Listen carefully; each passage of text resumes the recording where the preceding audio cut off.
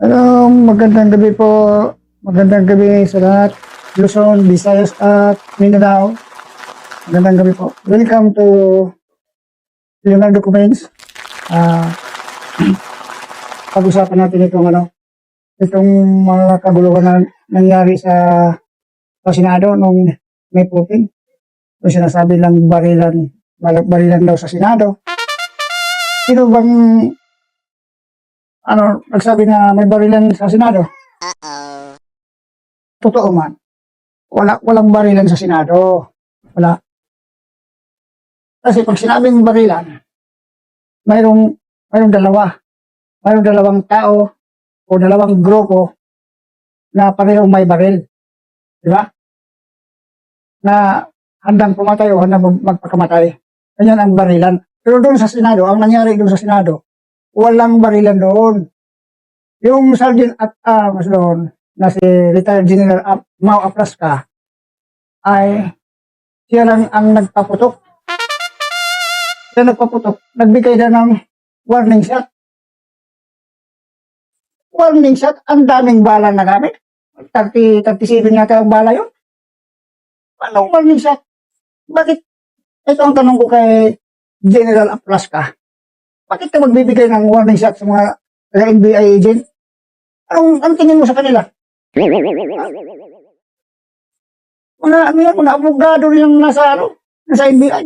Tapos magbigay ka ng warning shot? Wakap nyo pa eh.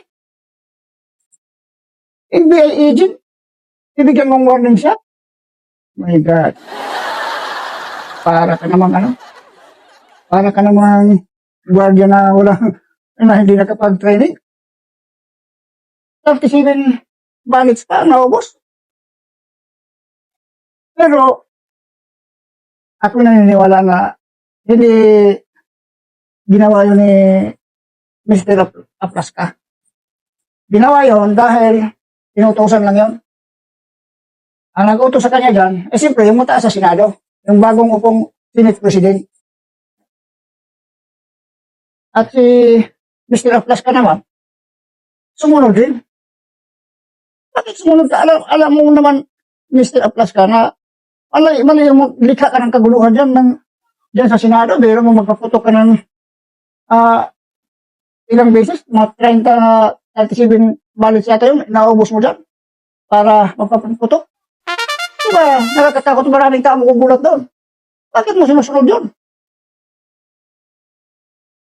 Bakit mo sinusunod? Alam mo mali yung inuutos ni Cayetano. Senate President po yan siya. Sumunod ka. Kung inutusan na ito, na pabakon ka sa mataas na building, maambak na ka. Mali yun. Alam ko mali. Dapat hindi ka sumunod. Dapat hindi ka musunod kay. Alam mo mali yun na yun. Anong nangyari sa'yo? Pinapatawan ka ni Ombudsman Boying Remulla ng 6 months preventive suspension. Sinuspindi ka ng 6 na buwan. May magagawa tayo sa'yo si Cayetano para hindi ka masuspindi. Isip-isip din kung may time. Dapat. Hindi mo sinunod yung utos ni Senate President na magpaputok ka ng maraming beses. Kaya yung ginawa, inutos sa'yo para magkagulo ang Senado. Ngayon, pag nagkagulo na ang Senado, ay doon na si Bato de la Rosa, ay doon na siya tatakas pagka nagkagulo na yung mga tao. Sasabay na rin doon sasabay na rin si Bato pagtakas. Di wala na. Yung kaguluhan doon, yun? Utos lang ni Cayetano para magkagulo. At si Bato ay makatakas na. Mali. Ay malaking kasalanan yun. Malaking parusa yun. Na nagpaputok. Tapos, ang purpose doon, para yung mga tao magkakagulo. Si Bato, na rin, medyo doon na rin siya makahanap ng pagkataon na makatakas. Ngayon naman si number 1 senator, Robin Padilla, tinulungan din niya Bato. Tinulungan niya makatakas, pinasakay doon sa sasakyan niya. O ngayon, kung saan niya dinala, hindi na sinabi ni Padilla. Pero, o ngayon, Mr. Ruben Padilla, ikaw ang malilintikan diyan sa batas. Malaking, ikaw ang kuan yan. Malaking pananagutan yan sa pagtulong mo kay Bato na makatakas. Mali yung ginawa ni Ruben Padilla na pinasakay pa sa sasakyan niya at pinatakas. Ngayon, dahil sa pagtulong mo sa kanya, para makatakas. Ngayon, matulungan ba kayo ni Cayetano? Matulungan ba kayo ni Sara Duterte? Ngayon, makasuhan ka ikaw, Ruben. Pag nakasuhan ka, babalik ka naman sa kulungan. Matulungan ka kayo ni Sara yan? Kung manalo si Sara sa impeachment, presidential election sa 2028, sigurado, makalabas ka kung makulong ka. Pero, ayun, malabong mananalo yan sa impeachment. Tambak ang ebidensya. Ayun, dapat, hindi mo yun, dapat hindi ka, na ikaw talaga ang tutulong. Pasakayin mo. Kasi, ngayon, ikaw lang talaga, yan. Ikaw lang talaga magdusa ng karusan yan sa batas. Mali yung obstruction of justice ang kaso mo yan. Yung tao na yan, si Bato, mayroong warrant of arrest. Tapos, pinatakas niya. Ikaw ang kawawa dyan dahil ikaw ang naghatid kay Bato. Ngayon naman, doon na sa kaso ni Sergeant of Arms, Mau Aplaska, mali yung ginagawa niya. Pero ako, hindi ako naniwala na ginawa ni Mau Aplaska yun dahil utos yun ng Senate President. Hindi gagawa yun si Mau Aplaska na basta lang magpaputok ng 37 times. Magpaputok siya na walang utos doon sa itaas. Mayroon. Hindi basta-basta magpaputok. Bakit magpaputok siya? Magpaputok siya, winawarning siya. Kung warning shot mo yung 37 ballots, hindi na warning shot. Bakit bigyan mo warning shot yung NBI agent? Yung warning shot? Ay, nako, wala sa hulog. General ka pa naman. Tapos, ganyan ang ginawa mo. Para ka nga, para na may tuturing ka na, para bang guardia na hindi nakapag-training, basta lang malakas yung amo mo, tinanggap ka lang, binigyan na ng baril, tinuruan ka paano pagkalabit ng baril, yun, maputok ka. Mali, ngayon, ginawa mo yan, dahil nga, utos ng Senate President, ayun. Ayaw ko kung ano kanyang matutulungan na hindi matuloyan pag ngayon, pinapasuspindi ka ng 6 months. Dapat sa'yo. Hindi na suspindi, dapat tanggalin ka na dyan. Hindi ka dapat dyan. Dapat tanggalin ka. Wala kang kwenta eh. Susunod-sunod ka kung anong inuutos. Pagkanoon tayo, kaunay ka. Hindi dapat yung gano'n. Susunod-sunod ka. Alam mo, pag mali, huwag mong sundin. Ngayon, paano ang kanya? Yung Mau Aplaska, hindi naman talaga paniniwala na walang utos. Inutusan ka, susunod-sunod ka. Dapat. Hindi mo sinunod yun. Kasi, pero isipin mo yung NBI agent yan. Putok ka dyan. Hindi dapat.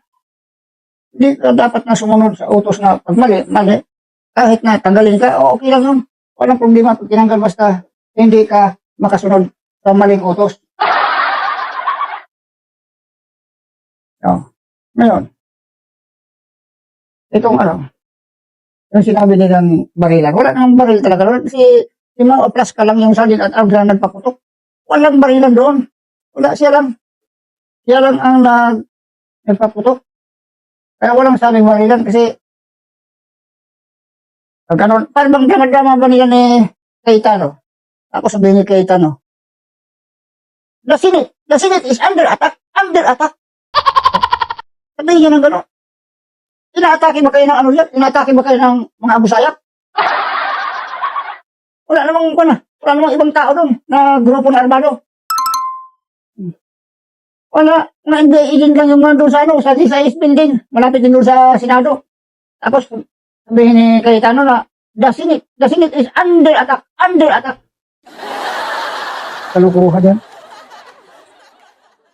Kalukuhan yung ginagawa ni Cayetano, under attack. Wala lang, yung si ano lang ang nagpaputok doon, yung si Mau Aplas ka lang nagpaputok. Tapos sabihin mo, the Senate is under attack. Ay, nako. Mali naman yung drama yung, ni Cayetano. Mali yung drama. Hindi magandang pagkagawa yung drama. Sabihin, under attack. Walang ibang nagpaputok doon si ano lang si Mau Aplas ka lang. Oh, tapos sabihin, under attack. Ay, nako, Mario. Itong mga taong ito. Ang tanda-tanda na ninyo. Yung Senado, binababoy nyo. Nakaupo ka na lang dyan sa Senado, binababoy mo pa. Oh. Ngayon lang mangyari yan sa atin, na ang Senado, nagkakagulo. Ito naman si Mau Aplas ka, dapat, hindi niya ginawa, maling-mali yung magkalikha ng kaguluhan dyan sa Senado, ang daming tao dyan. Dami pang mga NBI doon sa paligid ng GSIS. Tapos, magdrama-drama kayo, magpaputok-paputok kayo. Tapos yung Senate President naman, sabihin naman, under attack. Sino nag-atake? Wala namang abusayap dyan. Kaya, nakakalungkot din isipin na ang ating mga pinuno, katulad yan, si pag-upo ni Cayetano sa Senado bilang Senate President, ganun ang nangyari. Hindi maganda yun. Napalitan si Soto. Okay lang yun. Hindi kanyang likha pa ng anong kabalbalan dyan. Para sabihin, under attack. Hindi maganda yun. Ngayon, kayong nasa majority, baka makakasuhan kayo lahat. Obstruction of justice. Ha? Kasi, bato, sa inyo na kayo na Cayetano, ang nagsabi na dyan na sa inyo si Bato, kayo nang bahala dyan. Tapos, pinabayaan niyo makatakas. Kayong kay Tracy na mga senador, maaaring, magkakasuhan kayo sa ombudsman ng obstruction of justice. Kaya, sobrang pag-depensa nyo kay BP Sara, ganyan na nangyari. Gumawa kayo ng ano-anong kababalaghan. Ayaw ko kung may magagawa ba si BP Sara dyan sa ginagawa niyong kalokohan. Obstruction of justice na kakaharapin nyo dyan. Kayo po, ano pong masasabi nyo? Para sa ating mga viewers, mga subscriber, maraming salamat po. Maraming pong salamat sa inyo. Magandang gabi po. Magandang gabi. At mabuhay tayong lahat.